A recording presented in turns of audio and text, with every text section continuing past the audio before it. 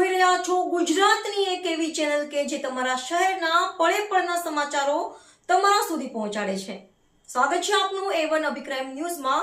હું છું એન્કર અર્પિતા પટેલ। સુરત શહેરની પુના પોલીસને મળી મોટી સફળતા। એક સાથે ચોરાયેલા 28 બાઇક સાથે બે ઇસમો રાહુલ મોદી અને તેના નાબાલિગ સોતેલા પુત્રને ઝડપી પાડ્યા। તેમાં મૂળ મહારાષ્ટ્રના નાના સોપારાનો રહેવાસીને હાલ વલસાડના ગંગાધરા ખાતે રહેતા પિતા પુત્ર પુના પોલીસના ચેકિંગ દરમિયાન એક ચોરીના બાઇક સાથે ઝડપાયા।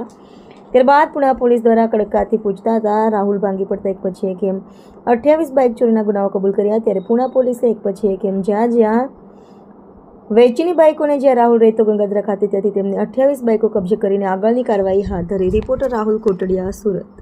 सीपी सर के मार्गदर्शन में जोन 1 की टीम कंटिन्यूसली वाहन चोरी के जो भी आरोपी हैं और वाहन को रिकवर करने का प्रयास कंटिन्यूस करती रहती है।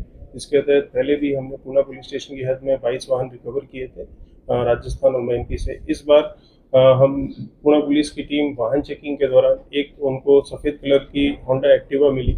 जब जो हेड कांस्टेबल विजय सिंह कांजी भाई इन्होंने पॉकेट कॉप में जब चेक किया तो ये जो होंडा जो गाड़ी थी, मोपेड जो थी, ये ऑलरेडी इसके ऊपर थेफ्ट का ऑफेंस था। ये चोरी की हुई बाइक गाड़ी थी।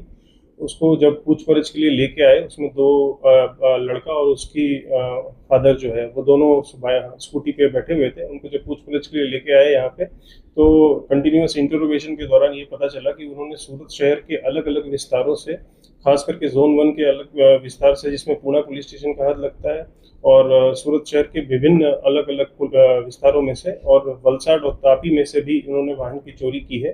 टोटल 28 वाहन अभी तक रिकवर हो पाए हैं और आगे भी प्रयास जारी है। जो भी और इन्फॉर्मेशन मिल रहा है उससे हम आगे भी वाहन को रिकवर करने का प्रयास कर रहे हैं।